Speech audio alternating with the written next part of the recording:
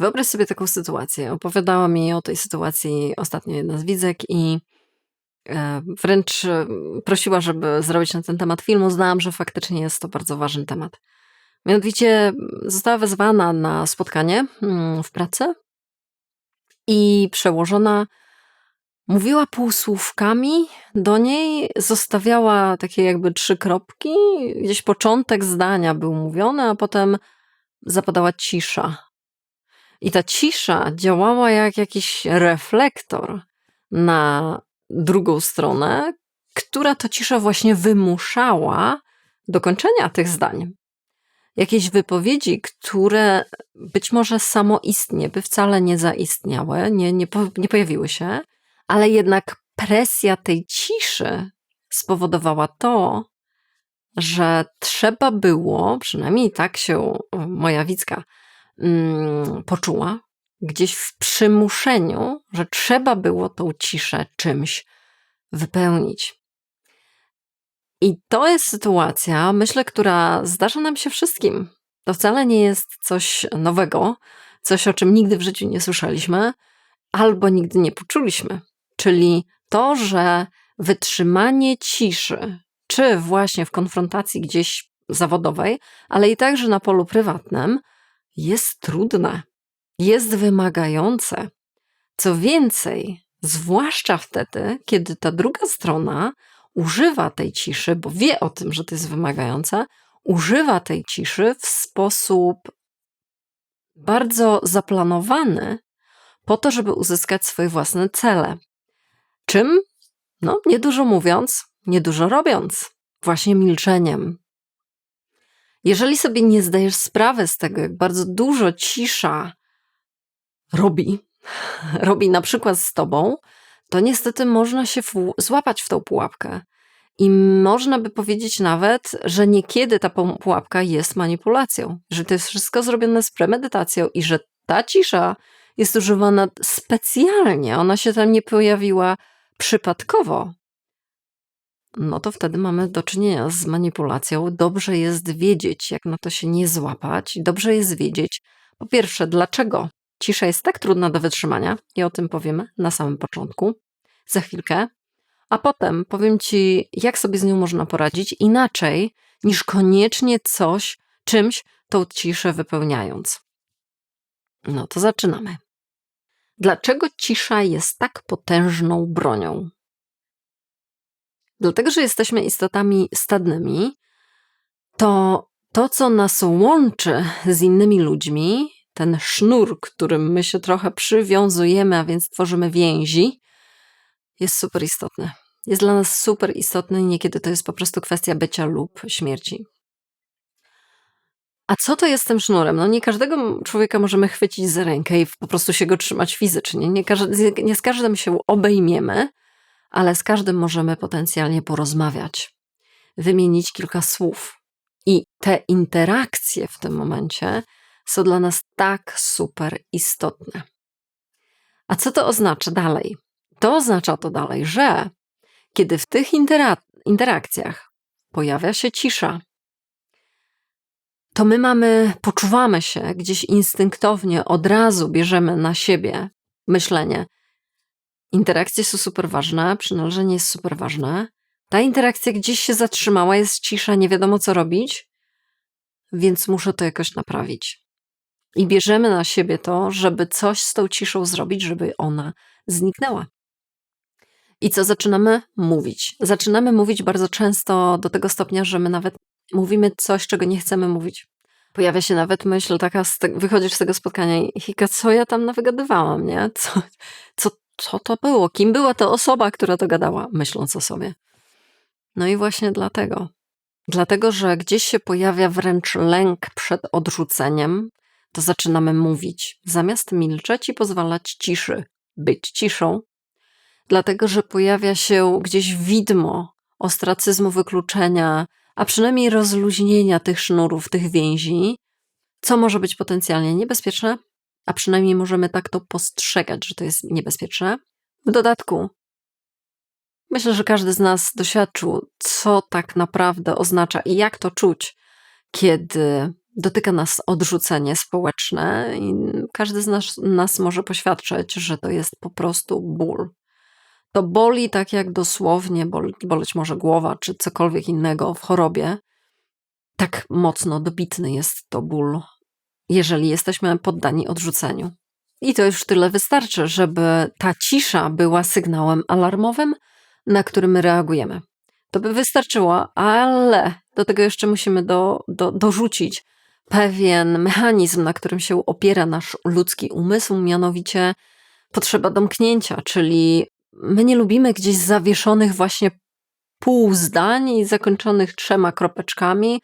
My chcemy, no i co? No i co dalej? Gdzieś nam się pojawia, aha, no i co? Co z tym fantem dalej robimy? My potrzebujemy tego domknięcia, chcemy jakiejś klamry. Jeżeli ona się nie pojawia z drugiej strony, to my ją sami dopiszemy, to my ją sami wyprodukujemy. Nawet jeżeli nie chcemy, zwłaszcza jeżeli nie jesteśmy świadomi, że właśnie gdzieś łapiemy się na tą pułapkę. Tyle na pewno wystarczy, żeby cisza się stała ciężka, uciążliwa, a przynajmniej, żeby taka była lub wydawała się do momentu, kiedy zdajesz sobie z tego sprawę. Czyli to jest jeden z tych punktów, gdzie uświadomienie sobie, że aha, to ja po prostu widzę tą ciszę jako uciążliwą z tych powodów, które właśnie wymieniłam, to sprawia, że ja mam taki pęd ku wypełnianiu tej ciszy swoimi własnymi słowami. Czasami samo uświadomienie już daje trochę ukojenia i już nas trochę zwalnia z obowiązku, żeby tam stać na baczność i pilnować, żeby tylko do tej ciszy nie doszło. I już jesteśmy na bardzo dobrym torze, już jesteśmy na dobrej drodze do tego, żeby sobie lepiej radzić z tą ciszą. Zwłaszcza jeżeli ona jest gdzieś prowokowana w sposób zaplanowany i strategiczny wobec ciebie. A teraz przejdziemy do tego, co zrobić, nie? Jak się zachować, kiedy faktycznie już ta cisza nastaje. Krok pierwszy. Zauważ tę grę. Pierwszym krokiem jest w ogóle uświadomienie sobie, że chyba ta osoba, nie wiem, ktoś z pracy, przełożona, może partner, może sąsiadka, ktokolwiek inny. Chyba ona ze mną gra w tę grę o ciszę.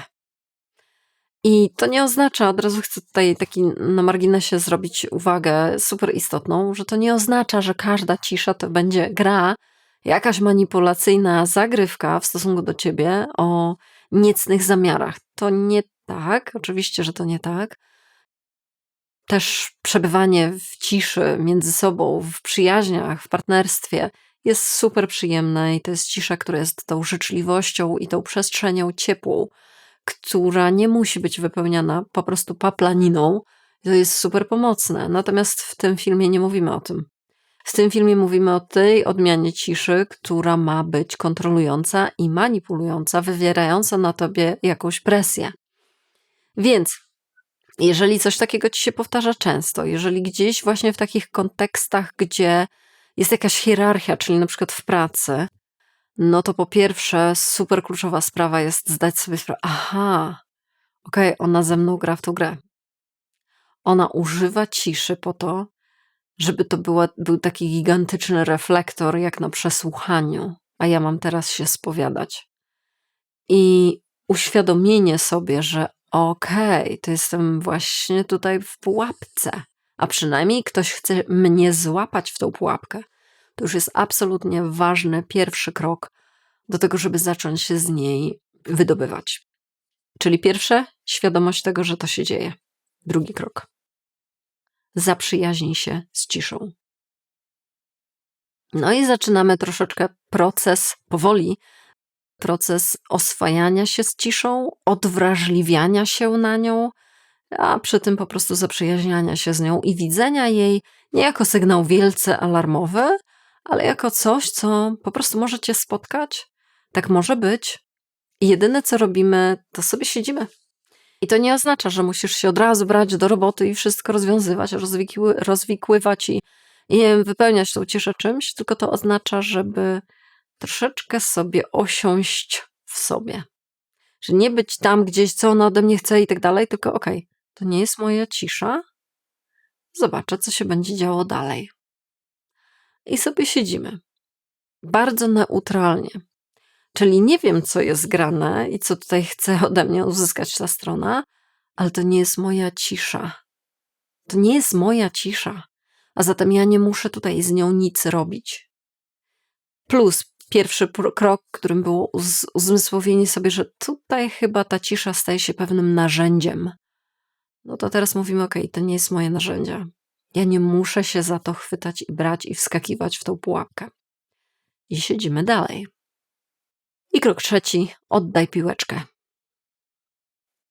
Czasami wcale ten krok trzeci nie musi w ogóle nastąpić, dlatego że jeżeli ty się gdzieś w jakiś sposób lepiej poczujesz z tą ciszą i nie wyskakujesz ze swoim wypełnianiem jej, to druga strona już to widzi i zaczyna reagować i zaczyna zmieniać zasady tej gry i to już jest okej. Natomiast nie zawsze tak będzie. Czasami trzeba sięgnąć po odbicie piłeczki. Mianowicie gdzieś instynktownie wypełniając tą ciszę, mówimy jakieś stwierdzenia. Czyli mówimy o tej pracy, mówimy o sobie, mówimy o naszej relacji, mówimy gdzieś o tych trudnych rzeczach, o których właściwie nie byliśmy gotowi w ogóle rozmawiać, albo nie mieliśmy ochoty o tym rozmawiać.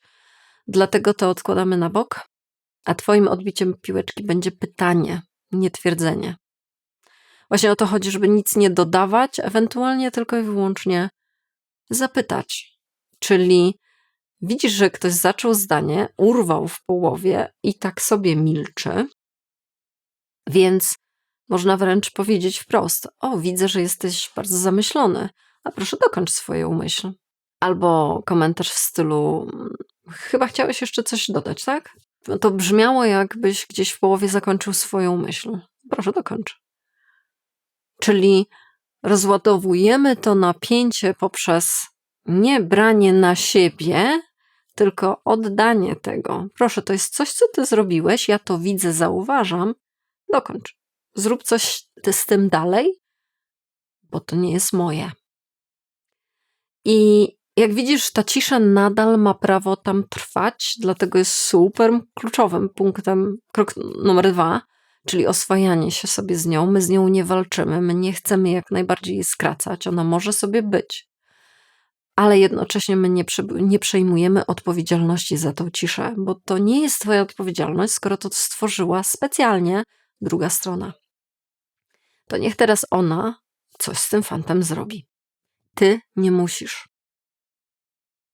I tutaj leży tak naprawdę bardzo duży punkt ciężkości po twojej stronie. Po pierwsze tego, żeby się zrelaksować, żeby nie brać na siebie odpowiedzialności za coś, co robi druga strona, nie złapać się w pułapkę, a oddać po prostu tą piłeczkę autorowi lub autorce i zobaczyć, co dalej będzie. Przypominam, to nie służy temu, żeby cisza przestała w ogóle istnieć. Ta cisza może sobie między tymi wymianami istnieć i to jest okej, ale ty nadal sobie przypominasz, to nie jest moja cisza. Czyli podsumowując, przestań traktować każdą ciszę, zwłaszcza tą ciszę, która pojawia się w jakiś ukartowany z góry sposób, jako swoją odpowiedzialność. Jako coś, z czym ty absolutnie musisz koniecznie coś zrobić. Dlatego, że w tym momencie łapiesz się na tą pułapkę. Potraktuj ją jak taki eksperyment, okej? Widzę tą ciszę, zobaczymy, co będzie dalej. Jedyne, po co mogę sięgnąć, to pytania zwrotne. I zobaczymy, co dalej. Przy jednoczesnej tolerancji ciszy jako takiej. Oczywiście to może być dużo.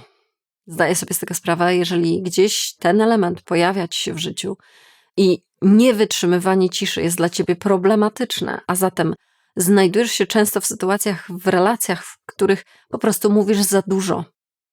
Nie dasz rady gdzieś się przyhamować, ciągle jesteś przy wciśniętym gazie i dojeżdżasz w jakieś terytoria, w które absolutnie nawet nie śniło ci się dojechać i nie chcesz tam dojeżdżać, to mam nadzieję, że ten film się okaże pomocny.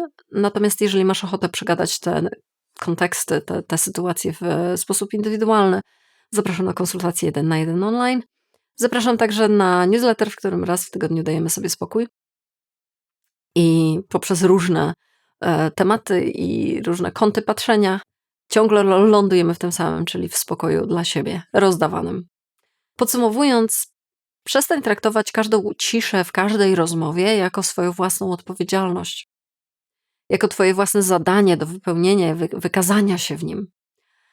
Tak nie jest. Cisza jest po pierwsze naturalna, po drugie czasami nie jest naturalna, a wręcz jest z premedytacją gdzieś włączana, żeby od ciebie coś uzyskać.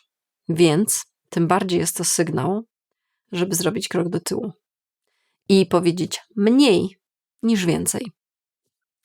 Dlatego, że to jest wymagające, to zostawię ci dzisiaj z pracą domową. Co ty na to? Daj mi znać w komentarzu. Będzie ona polegać na takim właśnie oswajaniu się z dyskomfortem ciszy, jeżeli to gdzieś jest dla ciebie faktycznie niekomfortowe w rozmowach, w relacjach, w kontaktach, w interakcjach. Czyli wybierz sobie interakcję i osobę, która jest dla ciebie bezpieczna, gdzie czujesz się swobodnie, ale kiedy pada jakieś pytanie, kiedy pada jakiś komentarz, to specjalnie sobie poczekaj te 2, 3, 5 sekund, zanim zareagujesz, zanim odpowiesz na pytanie, zanim zadasz jakieś pytanie. Podaruj sobie taki mały trening, zwłaszcza w bezpiecznym kontekście, po to, żeby zauważyć swój własny impuls do szybkiej odpowiedzi, szybkiej reakcji i żeby go troszeczkę spowolnić, to się na pewno przyda. Co najgorsze może się zdarzyć, to po prostu rozmowa przejdzie w spokojniejszy tryb, co chyba nie jest taką straszną rzeczą.